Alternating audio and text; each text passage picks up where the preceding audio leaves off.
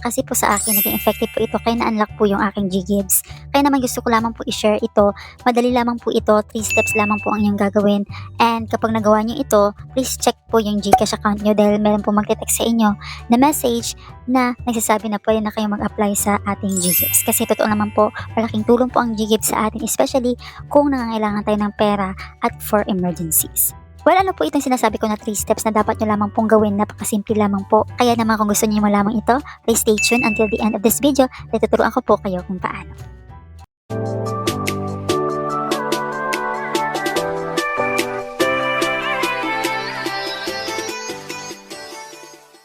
First step na ating gagawin dito para maging eligible tayo sa ating Ggives, dapat yung ating Gcash account is fully verified. To check your Gcash account if fully verified, punta ka lamang po sa inyong Gcash account at dito sa baba sa profile, dyan, click nyo lamang po yan at makikita ninyo yung check dyan sa pinakadulo, yan po nagsasabi na fully verified na po yung Gcash account. Kung hindi pa po fully verified na yung Gcash account, pero pa tayong video tutorial dito para maturuan po kayo kung paano po magiging fully verified ang inyong Gcash account. Okay, check ka na sa number 1, fully verified na yung Gcash account mo. Number 2 na dapat mong gawin is to increase your Gcash activity. Ano itong mga Gcash activity na sinasabi natin? Number 1, maintaining wallet balance. So, dapat merong balance ang inyong wallet. So, mas maganda na lagi may laman ang inyong Gcash account at ginagamit nyo po ito sa cash in, cash out, pay bills.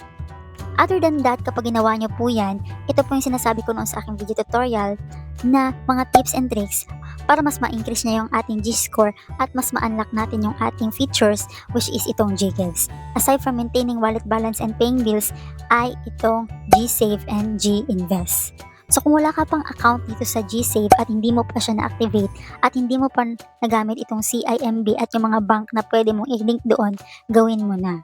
Lagyan mo at least 50 pesos o 100 pesos at ipastay nyo po ito sa inyong account at huwag nyo pong i-withdraw. Okay? Huwag nyo po munang i-withdraw, pastay nyo muna sa inyong account kasi yung 100 pesos, 50 pesos na papakita na sa kay Gcash na active talaga po kayo. Next po dyan is itong G-Invest. Mas maganda lagyan nyo rin po itong G-Invest. Marami naman kayong pagpipilian dyan. Meron yung G-Funds, G-Stocks, G-Stocks Global. Ayan, pumili lang po kayo dyan. Pwede nyo rin po itong lagyan at least 100 at ipastay nyo po sa inyong account. Huwag nyo po munang i-withdraw. Kung mga 1 month, 2 months, or 3 months, mas magandang pamatagal na ipastay nyo lang po dyan.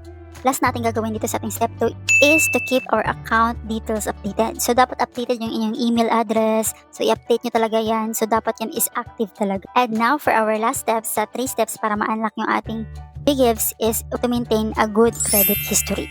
Ano itong good credit history? Pag nagpipay po tayo ng ating mga dues on time.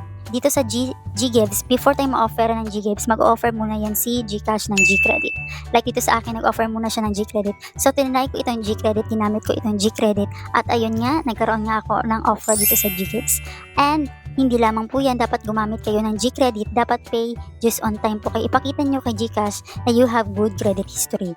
So, yung nagbabayad kayo kay Gcash on time, especially dito sa Gcredit, kapag ginamit nyo na merong due date dyan, so on or before due date, dapat nakabayad na kayo. So that was just the 3 steps na dapat natin gawin mga kaibigan. Dapat fully verified yung ating Gcash account.